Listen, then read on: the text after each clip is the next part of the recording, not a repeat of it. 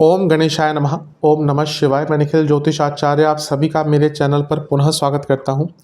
आशा करता हूं कि आप सभी स्वस्थ होंगे। महादेव की कृपा आप सभी पर सदैव बनी रहे। ये वीडियो वृश्चिक यानी कि स्कॉर्पियो के लिए बहुत महत्वपूर्ण है, क्योंकि वीडियो है 20 से 26 मई 2024 के साप्ताहिक राशिफल के बारे में। कैसा रहेगा आने वाला सप्ताह वृश्चिक के लिए। मेरा साप्ताहिक राशिफल चंद्रमा की गति पर आधारित होता है। चंद्रमा एक ऐसे ग्रह हैं जो बहुत तेज गति से भागते हैं। केवल 2.25 से 2.5 दिन में राशि अपनी बदल लेते हैं, तो बहुत स्वाभाविक है कि पूरे हफ्ते में, जो कि 7 दिन का होता है, अलग अलग भावों में रहेंगे, राशियों में रहेंगे, ग्रहों के साथ युति योग दृष्टि संबंध बनाएंगे। तो इन सब चीज़ों का क्या प्रभाव आपके जीवन पर पड़ सकता है, यही आधार मेरे साप्ताहिक राशिफल का होता है। चंद्रमा मन के कारक होते हैं, जिस भाव में जाते हैं उसको एक्टिवेट कर देते हैं, इसलिए डे टू डे एक्टिविटीज़ पर चंद्रमा का बहुत प्रभाव होता है। इसलिए साप्ताहिक राशिफल की महत्वता भी बहुत होती है।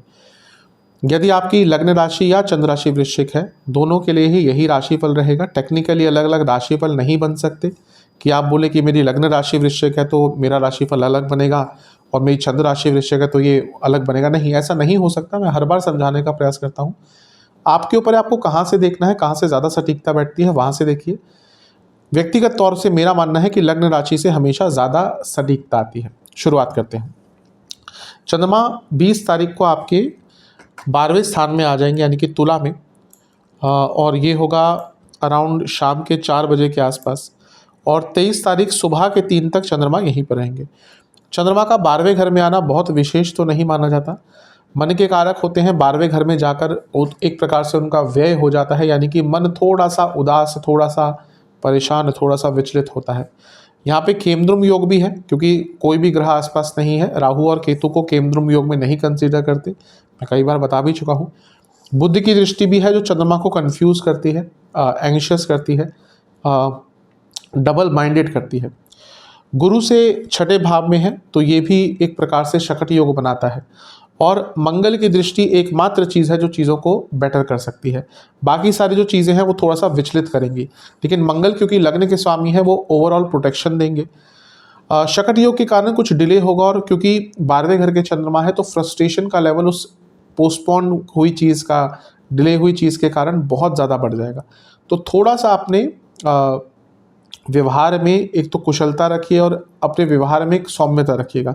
हो सकता है आपके फ्रस्ट्रेशन के कारण आपकी वाणी पर भी प्रभाव पड़े और उसके कारण कोई बनी बनाई बात भी बिगड़ सकती है। खर्चे अवश्य बढ़ेंगे, उस पर भी ध्यान दें। मंगल क्योंकि राहु के साथ बैठे हैं और चंद्रमा 12वें घर में है, अगर विदेश से संबंधित कोई कार्य अटक रहे थे तो यहाँ पर उनकी पूर्णता के लिए एक बहुत ही अच्छा समय दिख रहा है। धैर्यपूर्ण तरीके से अगर बिताएंगे हफ्ते का शुरुआती भाग तो अच्छा रहेगा। नवांश कुंडली बता रही है कि शांत रहेगा, अपने कार्य से कार्य रखिएगा। दशमांश कार्य क्षेत्र में बिजी बहुत रहेंगे, लेकिन कुछ नया कार्य अवसर, कुछ नया करने का अवसर प्राप्त हो सकता है। स्पेशली जो एमएनसी आदि में काम करते हैं या फाइनेंस सेक्टर में है, बिजनेस के हिसाब से थोड़ा अपने बिजनेस की अंडरस्टैंडिंग को बढ़ाने का प्रयास कीजिए।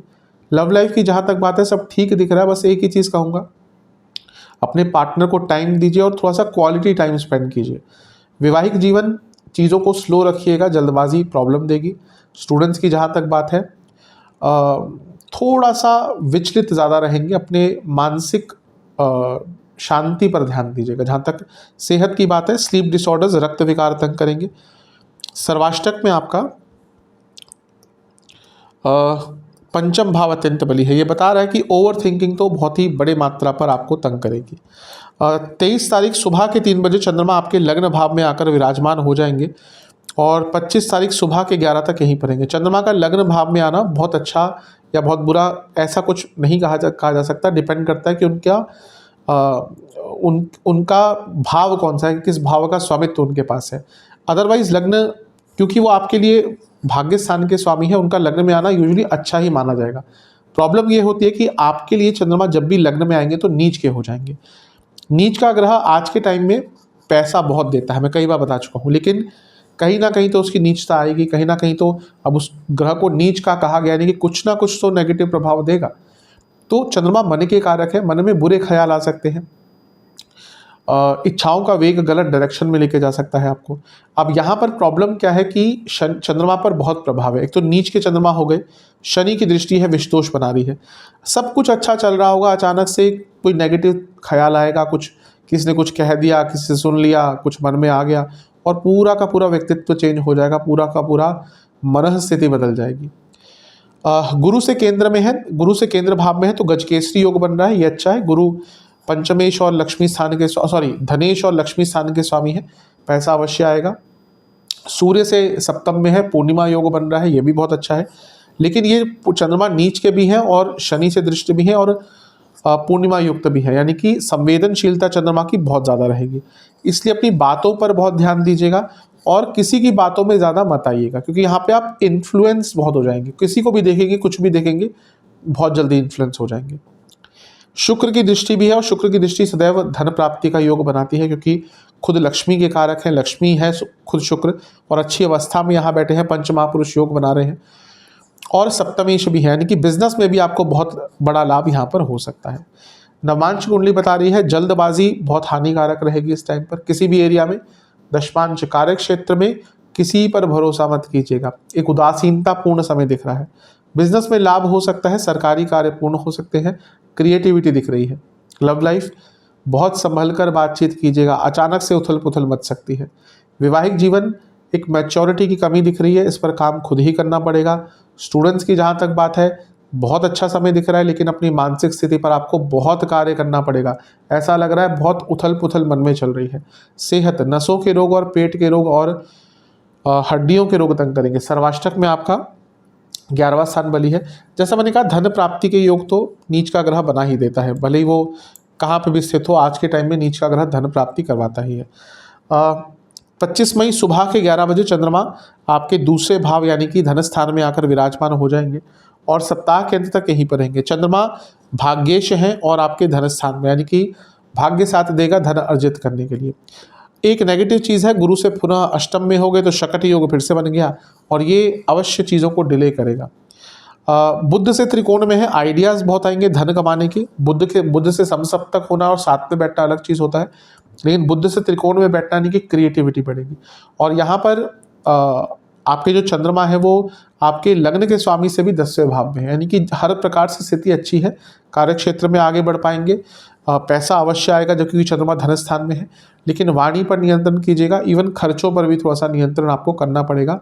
दोनों में ही थोड़ी सी प्रॉब्लम्स अवश्य दिख रही है। एंग्जाइटी बढ़ेगी, बोलने से पहले बहुत सोच लीजिएगा क्या बोलने वाले हैं, क्योंकि यहाँ पर बोलेंगे कुछ, समझेंगे कुछ और लोग और उसके कारण मिसकम्युनिकेशन बड़े स्तर पर हो सकती है। जहाँ तक नवांश कुंडली की बात है, थोड़ा बच के रहिए, आपके आसपास के ही लोग आपके खिलाफ षड्यंत्र रचते हैं, कार्य क्षेत्र में ये ज़्यादा हो रहा है।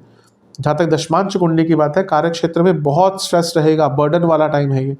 बिजनेस के रूप में अच्छा है, नए आइडियाज तो आएंगे ही, कुछ नया कार्य करने का अवसर मिलेगा और इसके साथ ही एक नया दृष्टिकोण भी आपका बनता हुआ दिख रहा है। लव लाइफ, अपने पार्टनर के बारे में समझिए, उनको टाइम दीजिए, बहुत आवश्यक है। वैवाहिक जीवन सब ठीक है, बस ऐसा एक प्रॉब्लम दिख रही है कि कुछ नया नहीं हो रहा, बहुत बोरिंगनेस सी आ गई है। स्टूडेंट्स ये हफ्ता थोड़ा सा मिश्रित है, मानसिक रूप से बहुत उदासीन भी रहेंगे, आइसोलेटेड भी फील करेंगे। तो अपनी मानसिक स्थिति पर आपको इस पूरे ही हफ्ते बहुत ज़्यादा ध्यान देने की आवश्यकता है।